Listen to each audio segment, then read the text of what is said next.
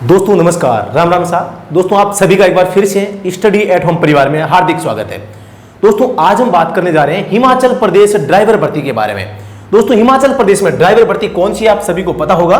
हिमाचल प्रदेश में state electricity board में दोस्तों ड्राइवर का जो पेपर है दोस्तों होने वाला है 4 सितंबर 2022 को। दोस्तों मात्र 2 दिन आपके पास में बचे हैं।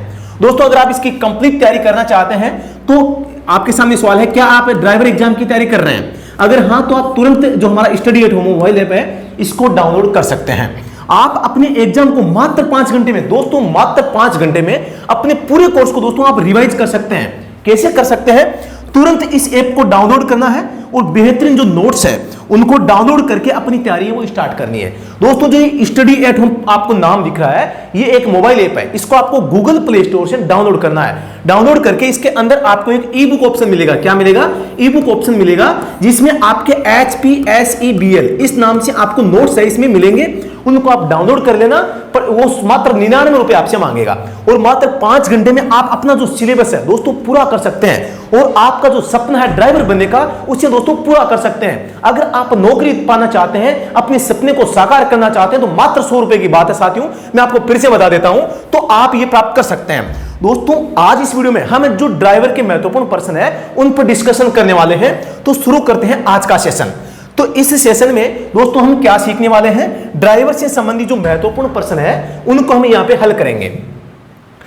आपके सामने एक टेस्ट में लेने जा रहा हूं, यहां पे आपको 25% इंपोर्टेंट जो क्वेश्चंस है वो हम यहां पे सोल्व करेंगे। तो आपको ज्यादा चिंता नहीं करनी है, हर प्रश्न को हम आसानी से वो एकदम सोल्व करते जाएंगे। आपको बस ध्यान से देखना है। यहां पर हम ज्यादा टाइम भी नहीं लेने वाले हैं, कम समय में अधिक जानकारी हमारा फार्मूला रहा है। सबसे पहला प्रश्न आप देखते हैं, लुब्रिकेशन सिस्टम कैसे ठंडा किया जाता है? लुब्रिकेशन यानी दोस्तों इसको हम ऑयल बोल सकते हैं, हिंदी में इसे दोस्तों तेल बोला जाता है। यानी कि नाम आपके सामने आता है इंजन तेल, इंजन तेल नाम आता है तो आप इसको ऑयल कह सकते हैं। ईंधन की बात आ जाए तो दोस्तों ईंधन या पेट्रोल या डीजल नाम आए तो आप मतलब कि इसके ईंधन पे जा सकते हैं। लेकिन जो तेल शब्द है वो दोस्तों अंग्रेजी में ऑयल होता है और इसी ऑयल की बात लुब्रिकेशन में की जा रही है। गाड़ी में लुब्रिकेशन कहां कहां प्रयोग किया जाता है? इंजन के अंदर, ब्रेक में, क्लच में, स्टीयरिंग बॉक्स में, डिफरेंशियल में। तो यहां पर बात हो रही है दोस्तों यहां पे लुब्रिकेशन सिस्टम की कि भाई इसको आप ठंडा कैसे करते हैं? ब्रेक केस वेंटिलेशन से, ऑयल कूलर से, फिल्टर चोक से, कूलिंग सिस्टम से। सही जवाब है ऑयल कूलर से। अगले प्रश्न पे दोस्तों हम चलते हैं। प्रश्न संख्या 2 है उत्सर्जन मापदंडों में। उत्सर्जन मापदंडों में संदर्भ में BS किसका संक्षिप्त रूप है, यानी कि इसका फुल फॉर्म बताना है। इसमें Bharat stage, Bharat standard, British standard, Bharat segment. तो BS का पूरा नाम भारत स्टेज होता है। दोस्तों कंफ्यूज करने के लिए आपको इंडिया स्टेज नाम भी दे सकते हैं। आपको BS का नाम है, इंडिया स्टेज नहीं करना है आपको। दोस्तों यहां पे क्या करना है? भारत स्टेज करना है। दोस्तों ये आपको मैं बता देता हूं। BS की शुरुआत भारत में कब हुई थी? 2000 में हुई थी। 2000 में कब हुई थी? हमने यूरो, जो आपके यूरोपियन देश है उनकी देखा देखी करी थी। वहां पे जो यूरो फर्स्ट चला था उसको देख के उसकी नकल करके भारत में भी हमने क्या कर दिया? यूरो फर्स्ट की तर्ज पर BS फर्स्ट को लागू कर दिया। अब ये कब किया था? 2000 में। कब किया था? 2000 में पहला, 2001 में दोस्तों 2001 में दूसरा हो गया, 2005 में दोस्तों तीसरा हो गया था और दोस्तों 2010 में ये चौथा हो गया था और दोस्तों 2017 है, 2017 में चौथे को पूरे भारत में लागू किया गया। लेकिन 2020 में आपके BS6 भारत में लागू है। वर्तमान में जितनी भी गाड़ियां आती है नई गाड़ियां वो BS6 की गाड़ियां आती है। अब ये उत्सर्जन के मापदंड में लेके हम BS6 और 4 की बात करते हैं तो इनसे ज्यादा फायदा क्या होता है? ये एक प्रकार का आपका प्रदूषण का मानक है, कौन सी गाड़ी कितना प्रदूषित करेगी। तो ये उत्सर्जन है जो आपका 4 और 6 की जो गाड़ियां हैं सबसे कम प्रदूषण करती है। मतलब कि इनका जो इसका जो PUCC सर्टिफिकेट होता है वो भी साथियों आपको पता होगा 2017 के बाद में जितनी भी गाड़ियां आई है उन सब का जो PUCC है 12 माह के लिए जारी होता है। ये एग्जाम में पूछा जा सकता है साथियों, याद कर लेना। या तो 2017 के बाद की नई गाड़ियों का आ सकता है या BS4 और 6 की गाड़ियों के बारे में आपको पूछा जा सकता है। अगले प्रश्न में हम चलते हैं। प्रश्न संख्या 3 आपके सामने दिखाई दे रहा है। कमेंट सेक्शन में इसको पढ़ें, तुरंत जवाब देने का प्रयास करें। सही जवाब देंगे तभी आप कुछ सीख पाएंगे। सड़क के बीच में खींची लगातार पीली, दोस्तों लगातार और पीली लाइन प्रदर्शित करती है। दोस्तों पीली लाइन हमेशा प्रतिबंध को दर्शाती है, इसको आपको कभी भी किसी भी सिचुएशन में पार नहीं करना चाहिए। पीली लाइन को पार करना प्रतिबंधित है। ऑप्शन नंबर बी सही हो जाएगा। प्रश्न संख्या आपके 4 आपके सामने स्क्रीन पे दिखाई दे रहा है। प्रश्न संख्या 4 है, कौन सा कथन सही नहीं है, मतलब कि गलत कथन आपको दोस्तों बताना है। यहां पे इनमें से गलत कथन कौन सा है? फ्लैशिंग, फ्लैशिंग यानी ऑन ऑफ होना, यानी एक बार ऑन हुई वापस ऑफ होगी, ऑन ऑफ जो होती है उसे फ्लैशिंग बोलते हैं। फ्लैशिंग लाल बत्ती का मतलब क्या होता है? स्टॉप लाइन या पैदल पार पथ से पहले रुके तभी आगे बढ़े जब सुरक्षित हो, बिल्कुल सही कथन है दोस्तों। फ्लैशिंग पीली बत्ती, धीमे व सावधानी पूर्वक चलते रहे, ये भी सही है। हरी बत्ती, अपनी उचित लेन में रहते हुए तीर की दिशा में आगे बढ़ते रहे, ये भी सही है। लाल बत्ती, पहले से स्टॉप लाइन या पैदल पार पथ को पार करके, भैया लाल बत्ती को पार करके किस लिए रुकेगा? तो जा तेरे घर, तो ये ऑप्शन गलत हो जाएगा, ऑप्शन नंबर डी। दोस्तों डी गलत हो जाएगा, गलत ही पूछा गया है। प्रश्न संख्या 5 आपके सामने है, एक प्रशिक्षु लाइसेंस, एक प्रशिक्षु लाइसेंस, प्रशिक्षु लाइसेंस की वैधता रहती है जब तक कि वाहन चालन लाइसेंस प्राप्त न हो जाए। लर्निंग लाइसेंस जारी होने के दिन से 6 महीनों तक, लर्निंग लाइसेंस जारी होने की दिनांक से 120 दिन, लर्निंग लाइसेंस जारी होने की दिनांक से 30 दिन।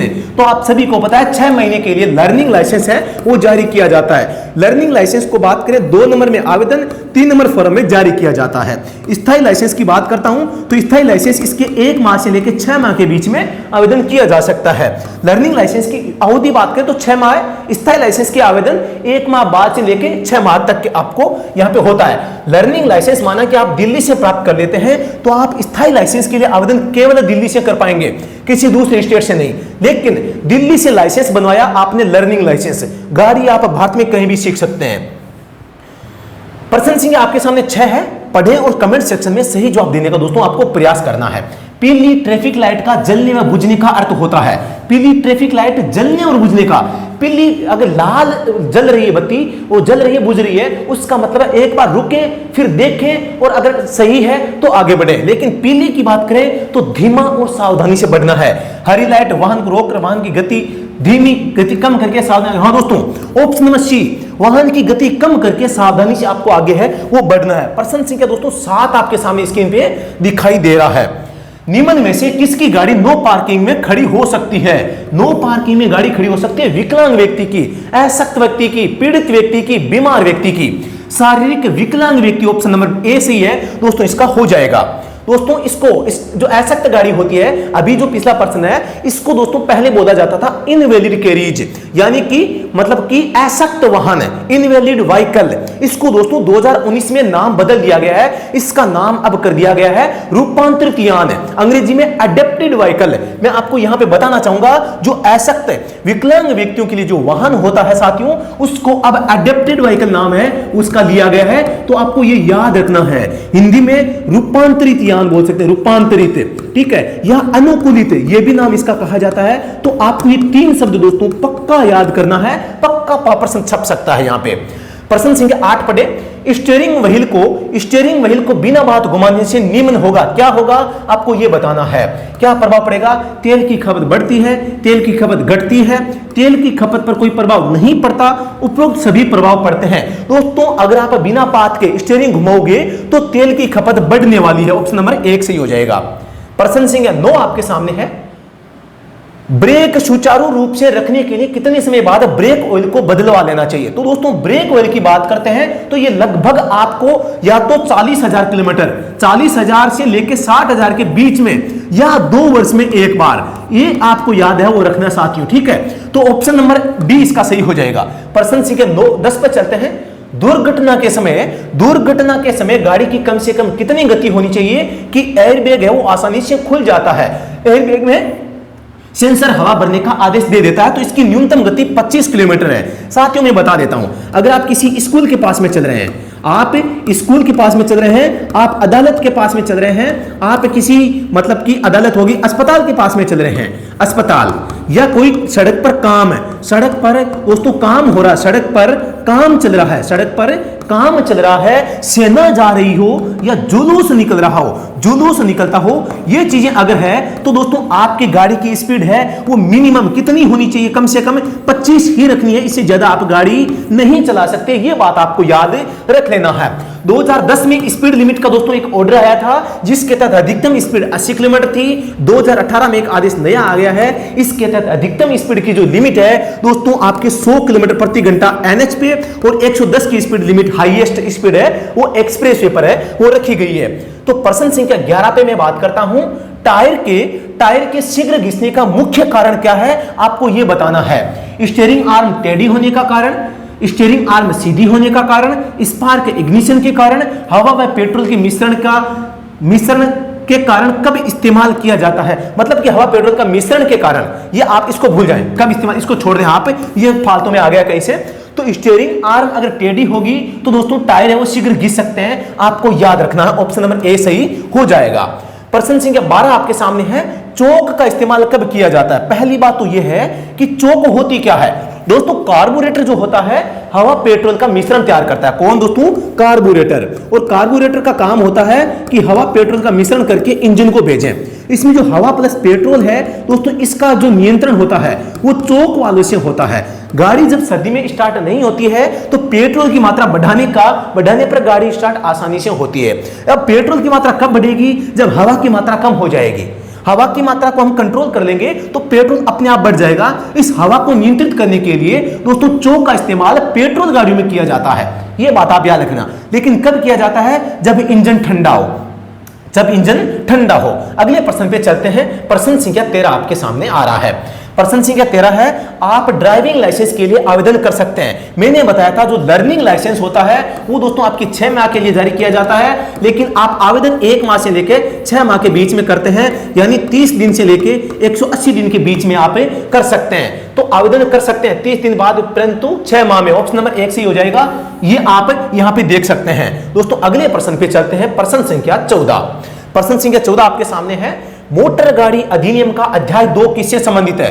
दोस्तों MVA मोटर व्हीकल एक्ट 1988 की बात हो रही है, जिसमें दोस्तों कुल 14 अध्याय है। क्या है, 14 तो अध्याय आपके हैं और 217 धाराएं इसमें है, 217 इसमें धारा है। तो दोस्तों आपको यहां पर यह बताना है कि यहां पर जो अध्याय 2 है वो किससे संबंधित है। आपको पता है कि यहां पे अध्याय 1 परिभाषा से संबंधित है, अध्याय 2 है लाइसेंस से संबंधित है। जो लाइसेंस होता है इसके उल्लेख के बारे में यहां पर अध्याय 2 में वो वर्ण किया गया है। तो वाहन नियंत्रण, वाहन का बीमा, मोटर वाहन चालकों का अनुज्ञापन, बिल्कुल दोस्तों चालकों का अनुज्ञापन यानी अनुज्ञा, इस अनुज्ञा को ही दोस्तों लाइसेंस बोला जाता है।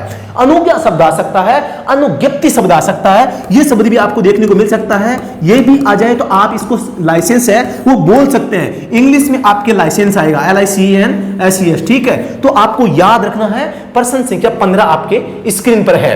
प्रश्न संख्या 15 में क्या बोल रहा है, अनुमत सीमा यानी कि निर्धारित सीमा से अधिक मद्य यानी शराब, ये हो गया शराब, मद्यसार यानी शराब हो गया, और अनुमत सीमा यानी निर्धारित सीमा से प्रभावित हालत में मोटर गाड़ी चलाना किस धारा के अपराध है। दोस्तों यहां पर जो शराब पीने से संबंधित धारा 185 में उल्लेख किया गया है कि अगर 30 mg एल्कोहल पाया गया कितने में, 100 ml में, तो दोस्तों आप इसमें दोषी पाए जाएंगे और दोस्तों आपके ऊपर कितना जुर्माना लगाया जा सकता है, 10,000 का जुर्माना या 6 माह की जेल, मच्छर आपको काट सकते हैं जेल में। दूसरी बार की बात करते हैं तो 15,000 का जुर्माना है और 2 साल की यहां पर दोस्तों जेल, 2 साल की, 2 वर्ष की जेल यहां पर आपको लेनी पड़ सकती है। 2 साल मच्छर आपका भोजन करेंगे। तो ऑप्शन नंबर बी सही हो जाएगा।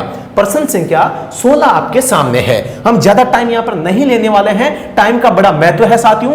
चालन अनुज्ञप्ति के नवीकरण के लिए आवेदन में किया जाता है दोस्तों फॉर्म संख्या 1 आपके चिकित्सा का स्व घोषणा पत्र होता है, स्व घोषणा। फॉर्म संख्या 1A होता है मेडिकल के लिए होता है साथियों।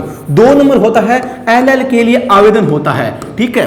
नंबर 3 की बात करते हैं, LL को जारी किया जाता है। नंबर 4 की बात करते हैं, DL स्थायी लाइसेंस के लिए आवेदन होता है। 5 नंबर ड्राइविंग स्कूल से सर्टिफिकेट होता है। 6 नंबर में दोस्तों आपका DL जारी किया जाता है। 7 नंबर में स्मार्ट कार्ड होता है, स्मार्ट कार्ड के रूप में लाइसेंस प्राप्त करना।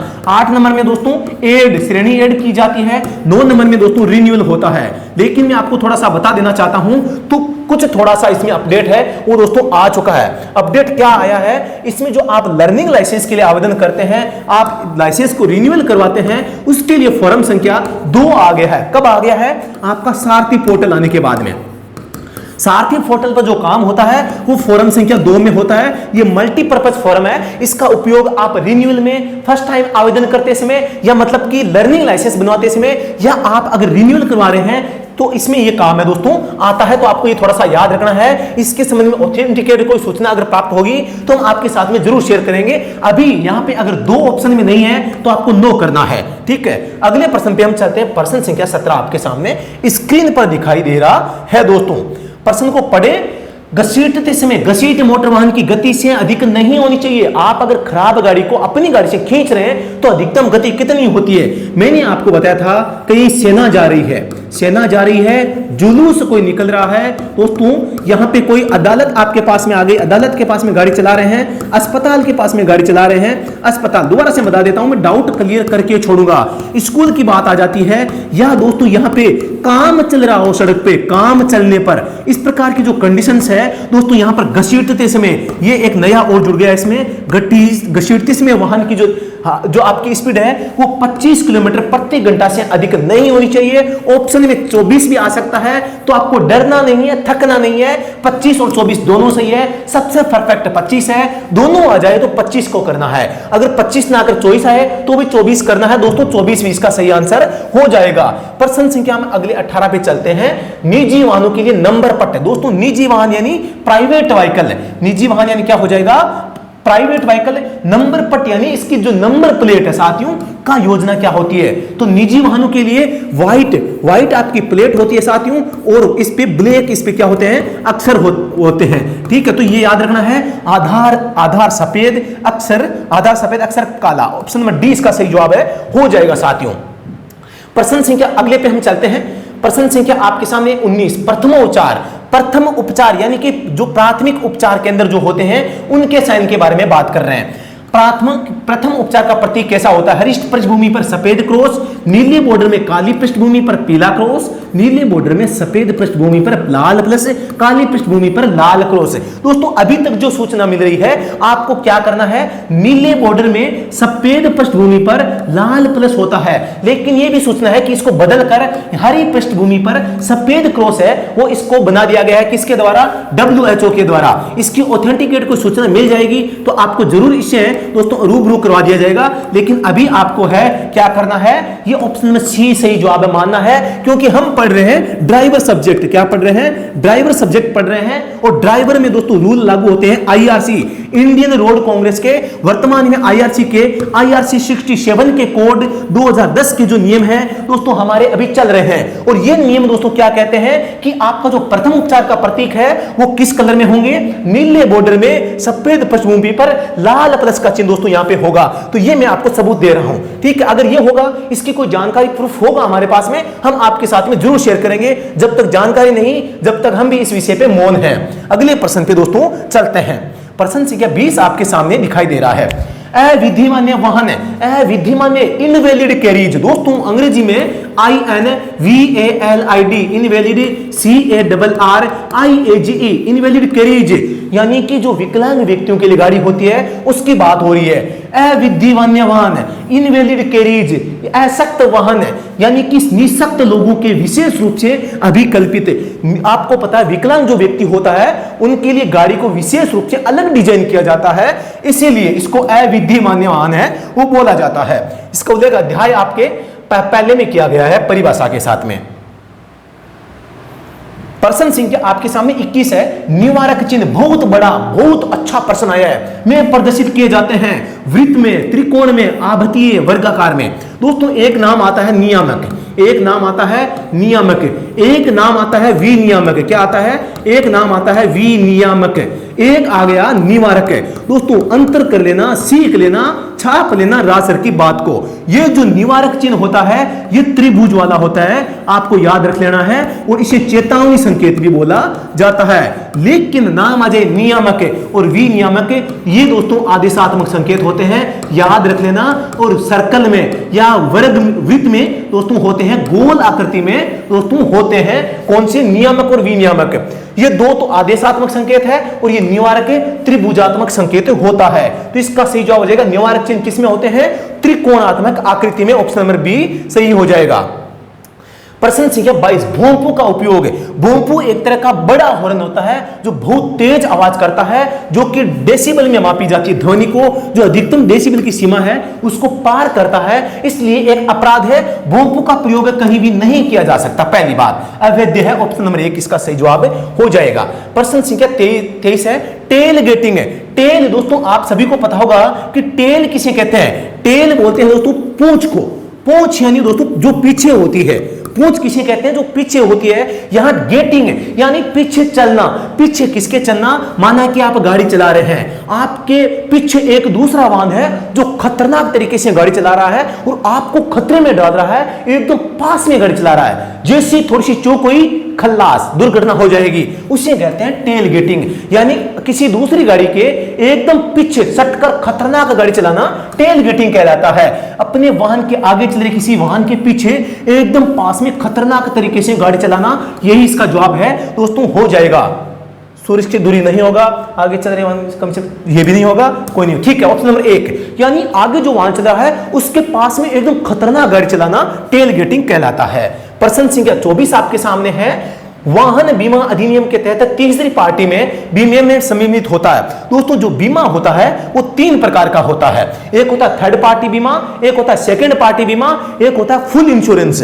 फुल इंश्योरेंस में मतलब कुछ भी टूट जाए, टांग टूटे चाहे आंख फूटे, चाहे गाड़ी टूटे, चाहे कोई दूसरा व्यक्ति मरे, चाहे घायल हो जाए, चाहे कोई नुकसान हो जाए, आर्थिक नुकसान, कोई सामान भी टूट जाता है, गाड़ी खराब हो जाती है, सारा का सारा नुकसान है वो दोस्तों फुल इंश्योरेंस में कंपनी इसका भुगतान करती है। लेकिन जो थर्ड पार्टी बीमा होता है इसमें ये सबसे सस्ता होता है और ये सबसे जरूरी है, ये तो आपका होना चाहिए थर्ड पार्टी बीमा। तो यहां पे ये पूछा जा रहा है कौन सी पार्टी बीमे में सम्मिलित होता है, किसमें, तीसरी पार्टी में क्या नुकसान हो, मतलब कौन शामिल होता है। नंबर 1 पार्टी दोस्तों मालिक होता है, नंबर 2 पार्टी दोस्तों कंपनी होती है, नंबर 3 पार्टी जिसका नुकसान होता है वह पार्टी होती है। तो यहां पे आपके गाड़ी का मतलब कि कम से कम थर्ड पार्टी बीमा होना चाहिए, ऐसा उल्लेख किया गया है धारा 146, धारा 147 में। अगर नहीं बनवाया धारा 196 के तहत पहली बार में 2000 का जुर्माना, दूसरी बार में 4000 का जुर्माना आपको लगता है और 3 माह की जेल, 3 माह मच्छर भी आपको काट सकते हैं, याद रखना। यहां पे पूछा है तीसरी पार्टी का जो बीमा है इसमें क्या शामिल होता है, वाहन जख्मी तीसरी पार्टी के संपत्ति का नुकसान। जख्मी तीसरी पार्टी केवल ऑप्शन नंबर सी सही हो जाएगा। प्रश्न संख्या 25 आपके सामने है, मूर्त का अर्थ होता है। मूर्त का दोस्तों ये एक परिवहन विभाग का दोस्तों सबसे बड़ा डिपार्टमेंट है मूर्त, ministry of road transport and highways. दोस्तों ये दिल्ली में इसकी स्थापना है, ministry of road transport and highways Bharat का सबसे बड़ा मंत्रालय है। ये जो है परिवहन क्षेत्र में काम करने वाला भारत का सबसे बड़ा मंत्रालय है। कोई भी मोटर व्हीकल एक्ट में नया आदेश आएगा, कोई भी नियम आएगा, कुछ भी करना हो तो ये मंत्रालय दोस्तों काम करेगा, इसी की देखरेख में मोटर व्हीकल एक्ट में संशोधन हो सकता है। तो मोर्थ का पूरा नाम क्या है, ministry of road transport and highways. तो आपको यह ध्यान से दोस्तों देख लेना है। दोस्तों मैं आपको एक चीज बताना चाहूंगा, अगर आप हिमाचल प्रदेश ड्राइवर भर्ती की तैयारी कर रहे हैं तो मैं आपको यह कहना चाहूंगा आप ध्यान से समझ लेना।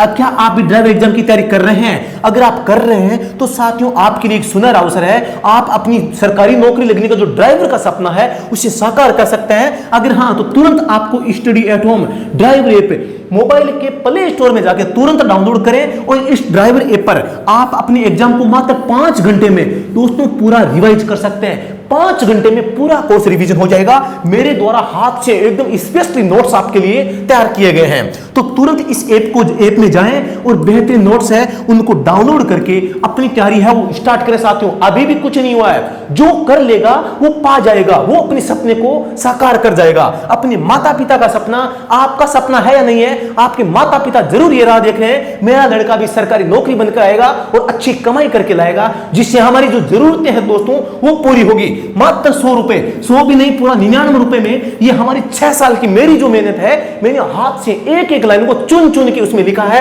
आप उसमें देख सकते हैं, ये रुपए आपको पे करने पड़ेंगे। नोट्स प्राप्त करके आप अपनी जो तैयारी है दोस्तों इसको स्टार्ट करें और 5 घंटे में, मात्र 5 घंटे में अपना कोर्स को रिवाइज करें। और दिल्ली आपके HPSCDL हिमाचल प्रदेश में स्टेट इलेक्ट्रिसिटी बोर्ड में जो भर्ती है ड्राइवर की, इसमें अपनी जॉब को कंफर्म करने के लिए ये काम आप जरूर कर लेना। कोई भी समस्या आपको आती है तो ये नंबर आपको स्क्रीन पे दिखाई दे रहे हैं, इन नंबरों पे संपर्क करके आप है कोई भी सहायता आपको चाहिए तो आप प्राप्त कर सकते हैं। तो दोस्तों अभी के लिए इतना ही, फिर से मिलते हैं नेक्स्ट वीडियो में। तब तक के लिए धन्यवाद। जय हिंद, वंदे मातरम।